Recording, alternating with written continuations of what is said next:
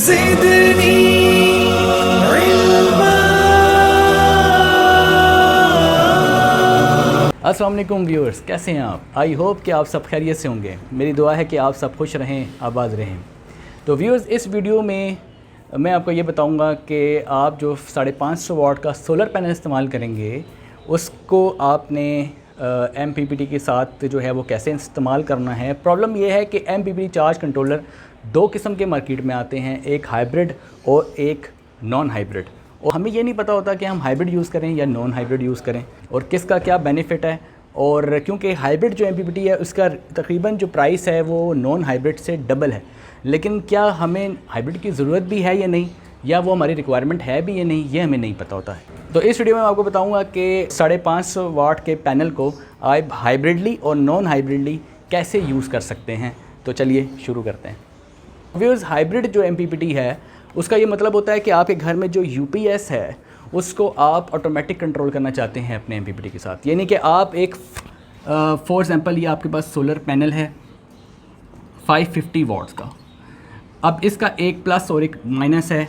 यहाँ पर आप एक MPPT परचेज़ कर लेते हैं। अभी आपको ये नहीं पता कि ये हाइब्रिड है या नॉन हाइब्रिड है, राइट। आपने सिर्फ एक MPPT परचेज़ किया है। यहाँ पर है सोलर इनपुट प्लस माइनस, यहाँ पे है बैटरी इनपुट जो कि है यहाँ प्लस और माइनस, राइट। ये होता है नॉर्मल MPPT। जब आप परचेज़ करते हैं उसके अंदर अगर सोलर और बैटरी के अलावा कोई और पोर्ट मौजूद ना हो तो उसे कहते हैं नॉन हाइब्रिड।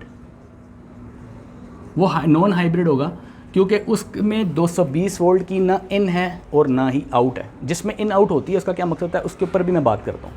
लेकिन अभी आप ये सीखें कि नॉन हाइब्रिड को बिल्कुल आप कैसे पहचान सकते हैं। जब आप मार्केट में जाएंगे तो सोलर पैनल तो आपने परचेज़ कर लिया एक 550 वाट का, ये मैं आपको लास्ट वीडियो में बता चुका हूँ कि इसको आपने कैसे इस्तेमाल करना है। मगर आपको ये नहीं पता, बहुत से क्वेश्चन कमेंट में ऐसे हैं जो कि ये बताते हैं कि मुझे ये ज़रूर एक्सप्लेन करना चाहिए कि आप नॉन हाइब्रिड को कैसे इस्तेमाल करते हैं और हाइब्रिड को कैसे इस्तेमाल करते हैं। देखें, ये नॉन हाइब्रिड है। नॉन हाइब्रिड MPPT में से सोलर इनपुट होगी और बैटरी की इनपुट होगी, राइट। तो अगर आपने यहाँ पर एक बैटरी यूज़ की है, ये है इसका प्लस और माइनस। ये प्लस और माइनस आपने सबसे पहले अटैच कर देना है। जब आपने प्लस माइनस MPPT के साथ अटैच कर दिया, MPPT पे डिस्प्ले आ गया। यहाँ आपका डिस्प्ले आ गया। जैसे ही आपका डिस्प्ले आ गया, बैटरी के वोल्टेज यहाँ शो हो गए। उसके बाद आपने अपना जो 550 वाट का पैनल आपने यहाँ पे अटैच कर देना है। ये है प्लस और ये है इसकी माइनस, ठीक है। अच्छा, इसके दरमियान में आपने ब्रेकर्स भी लगाने हैं। अब यहाँ पे एक लगेगा ब्रेकर, एक ब्रेकर यहाँ लगेगा, ठीक है। अच्छा, अब ब्रेकर जो है वो आम तौर पे अगर सिर्फ एक पैनल आपके पास है तो यहाँ आप 32 एम्पेयर का ब्रेकर यूज़ करेंगे, DC ब्रेकर। ये AC ब्रेकर नहीं होगा, याद रखिएगा, ये DC ब्रेकर होगा। अब यहाँ पे जो ब्रेकर है वो समटाइम्स 32 एम्पेयर का यूज़ होता है, समटाइम्स 64 एम्पेयर का यूज़ होता है, समटाइम्स 125 एम्पेयर का यूज़ होता है। ये भी DC ब्रेकर्स होते हैं। लेकिन इनमें से आपको कौन सा सिलेक्ट करना है। अगर आपको पता हो कि आपके पास सिर्फ एक ही पैनल है, सिर्फ एक पैनल है और आपका जो लोड है वो दिन भर चल रहा है और आपकी बैटरी जो है वो ज़्यादा से ज़्यादा 32 एम्पेयर से कम पे चार्ज हो रही है, तो फिर आपको 32 एम्पेयर का जो है वो ब्रेकर यूज़ करना चाहिए। लेकिन अगर आपके पैनल एक से ज़्यादा हैं, फॉर एग्जांपल 2 हैं, और ज़ाहिर है कि कुछ ऐसे MPPTs होंगे जो कि ज़्यादा एम्पेयर से बैटरी चार्ज कर रहे होंगे, तो वहाँ 32 नहीं बल्कि 64 एम्पेयर का यूज़ होगा। अगर आपका सिस्टम इससे भी बड़ा है, 3 किलोवाट का, 5 किलोवाट का, तो वहाँ पे 125 एम्पेयर का जो ब्रेकर यूज़ होता है, क्योंकि वहाँ बैटरीज़ भी ज़्यादा होती हैं। 5 किलोवाट के सिस्टम में आपको पता है कि 4 बैटरीज़ होती हैं। 48 वोल्ट का सिस्टम होता है तो वहाँ पे 125 एम्पेयर का ब्रेकर यूज़ होता है। तो पहले आपने ये देखना है कि आपका जो MPPT है वो कितने एम्पेयर पे बैटरी चार्ज करता है। अगर तो कुछ ऐसे MPPTs हैं जो कि नॉर्मल करंट पे चार्ज करते हैं, कुछ ज़्यादा करंट पे चार्ज कर रहे होते हैं। जैसे सिमटेक का MPPT को देखा गया है कि वो ज़्यादा एम्पेयर पे बैटरी चार्ज कर रहा होता है, तो वहाँ पर ये 32 एम्पेयर का ब्रेकर ट्रिप हो जाएगा, तो फिर आपको 64 का यूज़ करना पड़ेगा, ठीक है। फिर कुछ लोग आप में से ये पूछ रहे हैं कि यहाँ वायरिंग कौन सी इस्तेमाल होगी। यहाँ पर जो वायरिंग है यानी जो उसके साथ यूज़ होती है, देखें यहाँ पे आप अगर आपके पास एक या दो पैनल हैं तो आपके पास 4 स्क्वायर mm की आपके पास बैटरी जो है वो यूज़ होगी। यानी कि 4 mm स्क्वायर की वायर आप यहाँ पे इस्तेमाल करेंगे, कॉपर की, ठीक है। ये आपने बिल्कुल कॉपर की यूज़ करनी है, इसमें आपने कोई कंप्रोमाइज़ नहीं करना। उसके बाद है बैटरी में ये जो वायरिंग आ रही है ये कौन सी यूज़ करनी है, तो ये आप कोशिश करें 16 स्क्वायर mm की आपने ये यूज़ करनी है, ठीक है। 16 जो है mm² की आपने यूज़ करनी है। यहाँ पे 16 और यहाँ पे 4। अगर आपके पैनल 1 या 2 हैं तो 4 mm आपके लिए बहुत है, ठीक है। 4 mm की अगर कॉपर वायर अच्छी हो, पूरे गेज में हो, और अच्छी वायर हो, अच्छी कंपनी की हो, तो 4 mm की जो है वो ईज़िली, चाहे 2 पैनल हो, 4 पैनल हो, जब भी 4 mm की इस्तेमाल कर लें कोई इशू नहीं है। लेकिन अगर आपके पैनल्स बढ़ जाते हैं तो फिर आप 6 mm की भी यूज़ कर सकते हैं। डे टाइम में यहाँ से जो एनर्जी जा रही होगी वो बेसिकली बैटरी भी चार्ज कर रही होगी और लोड भी रन कर रही होगी। लेकिन देखें MPPT में कोई लोड की पोर्ट मौजूद नहीं है, यहाँ कोई लोड की पोर्ट नहीं है। आप लोड कैसे ड्राइव करेंगे, DC हो या AC हो? तो अगर फॉर एग्जांपल आपके पास AC लोड है, मतलब AC लोड का मतलब है कि 220 वोल्ट का अगर आपके पास लोड है तो उसको एक चाहिए लाइन और एक उसको चाहिए न्यूट्रल। तो आप क्या करेंगे, इसका एक इन्वर्टर का इस्तेमाल करना पड़ेगा आपको। अब देखें, इन्वर्टर हो, UPS हो या सोलर इन्वर्टर हो, 3 चीज़ें हो सकती हैं। घर का UPS भी आपका लोड ड्राइव कर सकता है, AC लोड। छोटा मिनी इन्वर्टर भी आप ले सकते हैं, जैसे मैंने बताया था शोर कंपनी का आप यूज़ कर सकते हैं, छोटा मिनी इन्वर्टर 2000 वाट का, 1500 वाट का। इसके अलावा अगर वो नहीं यूज़ करना चाहते तो फिर आप सोलर इन्वर्टर जो है वो भी तकरीबन 1.5 किलोवाट का लेके वो भी आप यूज़ कर सकते हैं। सोलर इन्वर्टर की प्राइस सबसे ज़्यादा होती है, यानी अगर आज की डेट में आप 1.5 किलोवाट सोलर इन्वर्टर की बात करें तकरीबन 60,000 के करीब आपको मिल जाता है। और अगर आप 55-60 की तरह कोई भी वैल्यू आपको मिल सकती है, कोई भी प्राइस मिल सकती है। लेकिन अगर आप जाते हैं एक छोटे मिनी इन्वर्टर के ऊपर, तो अगर आप 2 से 3 पंखे चलाना चाहते हैं तो आपको 4,000 तक का, 5,000 का एक अच्छा कंपनी का मिल जाता है। और अगर आप जाते हैं फॉर एग्ज़ाम्पल एक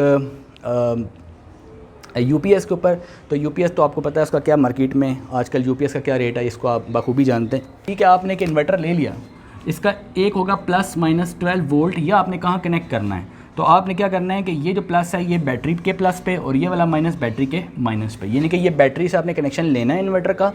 और यहाँ से आउटपुट लाइन न्यूट्रल, यहाँ पे एक लाइन है, एक न्यूट्रल लाइन को लाइन से कनेक्ट कर देना है और न्यूट्रल को न्यूट्रल से कनेक्ट कर देना है।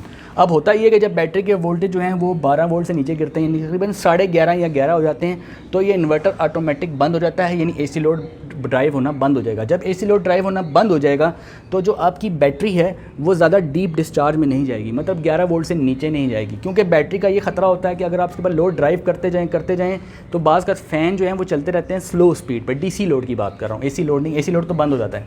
जो DC लोड होता है, DC लोड का ये प्रॉब्लम होता है कि आपने 12 वोल्ट का पंखा इस्तेमाल कर रहे हैं, उसकी स्पीड कम हो जाएगी, ठीक है, तो लेकिन आपकी बैटरी कंज्यूम होती जाएगी। बैटरी के वोल्टेज 12 से 11, 11 से 10, फिर 9, फिर 8 और इस तरह पीछे आते जाएंगे। अल्टीमेटली क्या होगा, बैटरी जो है वो डीप डिस्चार्ज में चली जाएगी।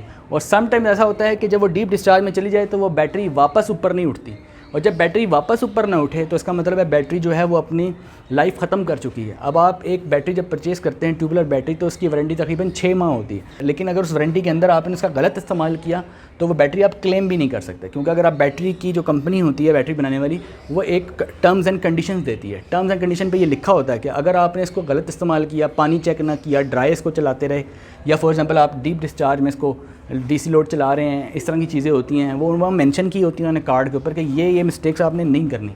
अगर आपने कुछ मिस्टेक्स की तो वो फिर बैटरी आपकी जो है वो 6 माह के अंदर भी कंपनी जो है इसको एक्सेप्ट नहीं करेगी, वो क्लेम नहीं हो सकेगी। तो नॉन हाइब्रिड का यहाँ मतलब क्या होगा, नॉन हाइब्रिड का देखें यहाँ पे कोई DC पोर्ट नहीं है, यहाँ पे कोई AC पोर्ट भी नहीं है, यहाँ सिर्फ सोलर और बैटरी है, तो ये नॉन हाइब्रिड है। नॉन हाइब्रिड का ये मतलब है कि डे टाइम के अंदर ये जो है सोलर पैनल जो है वो बैटरी भी चार्ज कर रहा होगा, और आपका अगर आपने इन्वर्टर लगाया हुआ है तो यहाँ से लोड भी ड्राइव हो रहा होगा, राइट। DC लोड अगर ड्राइव करना होगा तो आप, जैसे मैं बताता हूँ कि आप PWM चार्ज कंट्रोलर जो है वो इस्तेमाल करते हैं, यानी जो PWM चार्ज कंट्रोलर है उसके सोलर इनपुट पे आप कुछ भी नहीं देते, बैटरी जो है वो आप कनेक्ट कर देते हैं PWM की बैटरी टर्मिनल के साथ, पोर्ट के साथ, और उसका जो लोड होता है वहाँ पे आप DC लोड कनेक्ट कर देते हैं। तो DC लोड भी ड्राइव कर सकते हैं, AC लोड भी ड्राइव कर सकते हैं। लेकिन अब सवाल ये पैदा होता है कि चलें डे टाइम में तो आपने लोड भी ड्राइव कर लिया, बैटरी भी चार्ज कर ली, इवनिंग में जब ये सोलर चला जाएगा तो अब क्या होगा कि DC लोड जो है और AC लोड जो है वो किस पे आ जाएगा, बैटरी पे आ जाएगा। अब बैटरी जो है अगर आपकी इस्तेमाल होने लग जाए शाम को 6 बजे के बाद, तो 7-8 अगर आपने लोड ज़्यादा चलाया, फॉर एग्जांपल 2-3 घंटे में आपकी बैटरी ख़त्म हो गई, अब आप क्या करेंगे। अगर आपके हो सकता है कि आप ऐसे इलाके में रहते हों जहाँ पे लोड शेडिंग ज़्यादा होती हो, या ऐसे एरिया में रहते हो जहाँ पे ग्रिड की सप्लाई ही ना हो। अगर आपकी ग्रिड की सप्लाई नहीं है फिर तो आपको 24 आवर का सिस्टम डिज़ाइन करना पड़ता है, यानी वहाँ सोलर पैनल ज़्यादा इंस्टॉल किए जाते हैं और बैटरीज जो हैं वो भी बड़ी और ज़्यादा इस्तेमाल की जाती हैं ताकि पूरी रात का कोई बैकअप मिल सके। उसकी कैलकुलेशन कई दफ़ा बता चुका हूँ, आगे भी बताता रहूँगा कैसे क्या करना है। लेकिन व्यूअर्स, जैसे ही नाइट टाइम में आपको ये बैटरी एकदम सिंक हो जाएगी। लेकिन आम तौर पे हम क्या चाहते हैं, आम तौर पे हम ये चाहते हैं कि डे टाइम में सोलर यूज़ हो, जैसे ही सोलर यूज़ हो जाए हमारी बैटरी जो है वो लोड शेडिंग के लिए साइड पे रखी रहे और हम वापडा पे शिफ्ट हो जाएं। यानी 6 बजे शाम के 7 बजे जब मगरिब से थोड़ी देर पहले हम वापडा पे स्विच हो जाएं, और जब वापडा पे स्विच हो जाएं तो हम वापडा पे चलते जाएं। जैसे ही वापडा जाए तो वो जो हमारी बैटरी डे में चार्ज हुई हुई थी सोलर से, फिर हम उसको इस्तेमाल कर लें। आम तौर पे ये स्ट्रैटेजी यूज़ होती है। यानी पहले नंबर पे सोलर एनर्जी, दूसरे नंबर पे आपकी वापडा, और तीसरे नंबर पे बैटरी को एज ए लास्ट ऑप्शन इस्तेमाल किया जाता है। ठीक है, यानी कुछ भी ना हो, वापडा भी ना हो, सोलर भी ना हो, तो कम से कम बैटरी तो हो। इस ऑप्शन को आप कैसे यूज़ कर सकते हैं? तो इसके लिए आपको चेंज ओवर स्विच का इस्तेमाल करना पड़ता है, जो कि मैनुअली कंट्रोल होता है। चेंज ओवर स्विच जो है वो, उसके लिए आपको हाइब्रिड MPPT ख़रीदने की ज़रूरत नहीं है, क्योंकि हाइब्रिड MPPT बहुत एक्सपेंसिव है। देखें, हाइब्रिड MPPT तकरीबन 22-24 हज़ार से तकरीबन ऊपर है। यानी कि कोई 24,000 का है, कोई 28,000 का है, कोई 32,000 का है। यानी हाइब्रिड MPPTs बहुत महंगे हैं। चूँकि हाइब्रिड MPPT बहुत एक्सपेंसिव हैं, तो फिर हम ऐसा करते हैं कि हम नॉन हाइब्रिड परचेज़ कर लेते हैं, जो कि तकरीबन 10-12 हज़ार की रेंज में आपको ये मिल जाता है। अगर 10-12 हज़ार की रेंज में आप ये ख़रीद लेते हैं MPPT, तो इसके साथ एक चेंज ओवर स्विच इस्तेमाल करेंगे। डे टाइम में वो चेंज ओवर स्विच आप रखेंगे सोलर मोड पे, और जैसे ही इवनिंग होगी 6 बजे तो आप उसको कर देंगे वापडा पे। अब आपका लोड जो है वो वापडा से ड्राइव होगा। बैटरी जो आपकी चार्ज है वो चार्ज रहेगी, क्योंकि आपने लोड जो है वापडा पे शिफ्ट कर दिया, तो बैटरी कंज्यूम नहीं हो रही, बैटरी वहीं की वहीं है। अब क्या होगा, जैसे ही आपका लोड शेडिंग होगी तो आप उस चेंज ओवर स्विच को वापस कर देंगे सोलर मोड पे, यानी नाइट टाइम में। तो अब सोलर मोड का मतलब ये नहीं है कि सोलर एनर्जी ऊपर से आ रही है। सोलर मोड का ये मतलब है कि जो बैटरी है उससे लोड ड्राइव होने लग जाएगा। अब बैटरी जितनी बड़ी होगी उतना बड़ा बैकअप मिलेगा।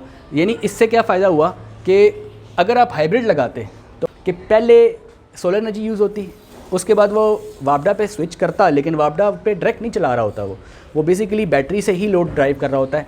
जब बैटरी थोड़ी थोड़ी कंज्यूम होती है, जब एक सर्टेन लेवल पे नीचे पहुंचती है, तो फिर वो उसको चार्ज करने लगता है। फिर वो एक सर्टेन लेवल पे ऊपर आती है, उसके बाद फिर वो लोड उस पर ड्राइव हो रहा है, फिर वो पीछे आती है, फिर वो उसको चार्ज करता है। तो ये इस तरह यूज़ हो रही है, जिसकी वजह से बैटरी बार बार चार्ज डिस्चार्ज हो रही थी हाइब्रिड फंक्शन के अंदर।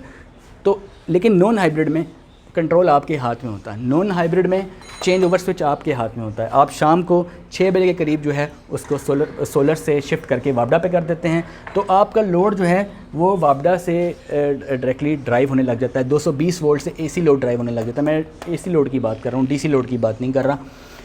वापडा से जो है वो AC लोड ड्राइव होने लग जाएगा, और DC लोड की बात नहीं हो रही। AC लोड वापडा से चलेगा डायरेक्ट, उसमें बैटरी इन्वॉल्व बीच में नहीं होगी।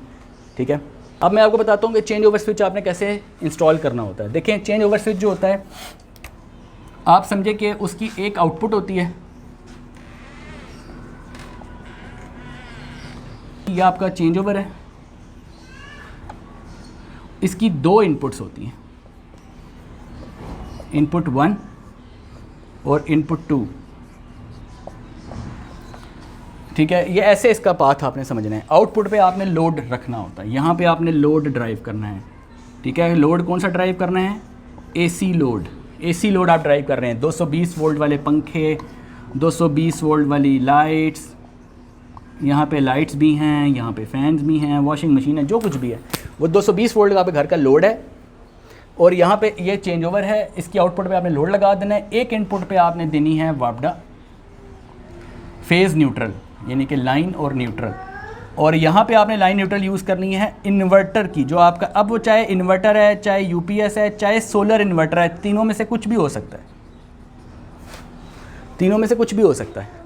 तो यहाँ इसके पीछे आपके लगी हुई है बैटरी।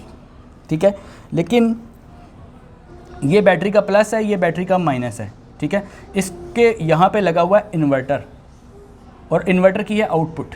अब देखें, यहाँ बैटरी है, बैटरी 12 वोल्ट DC पे चार्ज है, तो 12 वोल्ट DC जो है वो यहाँ पे बना रहा है 220 वोल्ट AC। 220 वोल्ट AC यहाँ पे आउटपुट पे बन रहे हैं, राइट। एक तरफ से आपका ये सोलर मैकेनिज्म है, एक तरफ से आपका वापडा है। अगर चेंज ओवर स्विच को आप यहाँ पे रखते हैं तो इसका मतलब है वापडा डायरेक्ट AC लोड ड्राइव करेगा और ये बंद रहेगा, और जब आपका यहाँ से चलने शुरू हो जाएगा तो फिर ये बंद रहेगा। यानी इन दोनों में से एक इनपुट एक वक्त में आगे लोड ड्राइव कर रही होगी। तो आप क्या करेंगे, डे टाइम में आपने ये करना है कि चेंज ओवर स्विच को इस तरफ रखना है, इस तरफ, यानी यहाँ से आपका फ्लो जाएगा और इस तरफ जाएगा। यानी कि ये जो सोलर से बैटरी चार्ज हो रही होगी और सोलर से आपकी जो बैटरी चार्ज हो रही होगी वो यहाँ पे आपका इन्वर्टर लगा होगा, और आपका लोड जो है वो सोलर मैकेनिज़्म से यहाँ से चल रहा होगा, यानी सोलर की सप्लाई से लोड चल रहा होगा, वापडा डे टाइम में कट ऑफ रहेगी, राइट। अब हम बात करते हैं नाइट टाइम में क्या होगा। अब नाइट टाइम में क्या होगा, नाइट टाइम में आपका ये वापडा जो है उसका ये डोर क्लोज रहेगा और ये डोर ओपन हो जाएगा, यानी वापडा से डायरेक्ट ये डीसी लोड ड्राइव हो रहा होगा, ये सोलर वाली जो सप्लाई है यहाँ से समझे बंद रहेगी। तो नाइट टाइम में आपकी जो है वो यहाँ पर आपने चेंज ओवर को रखना है। अब फर्स्ट करें कि रात को वापडा चली गई किसी वक्त, ठीक है, लोड शेडिंग हो गई, तो अब ज़रा यहाँ से सप्लाई तो आगे नहीं जा रही, लोड तो बंद हो गया। अब आप क्या करेंगे, चेंज ओवर को इधर घुमा देंगे। अब जब इधर घुमाएंगे तो ज़रा रात का वक्त है, सोलर तो नहीं है लेकिन बैटरी तो चार्ज है, तो बैटरी से आपको जो है वो 220 मिलते रहेंगे। ये इन्वर्टर आपको जो है, ये जो आपने यहाँ सिस्टम यूपीएस या इन्वर्टर जो कुछ भी लगाया है वहाँ से 220 वोल्ट की सप्लाई मिलती रहेगी और लोड आपका ड्राइव होता रहेगा। अब जैसे ही वापडा वापस आएगी आप चेंज ओवर को वापस वापडा की तरफ कर देंगे। तो ये तरीका है मैनुअल कंट्रोल का। एक है मैनुअल कंट्रोल और एक इसे ये तब आप करते हैं जब आप अपने लो बजट में काम करते हैं, आप नॉन हाइब्रिड एमपीपीटी यूज़ करते हैं जो तकरीबन आपको 10-12 हज़ार की रेंज में मिल जाता है और चेंज ओवर स्विच आपको तकरीबन 1000 की रेंज के अंदर मिल जाता है। तो आप एक छोटा सा एक सिस्टम बना सकते हैं जो कि बहुत चीप होता है, चीप सोल्यूशन बना सकते हैं।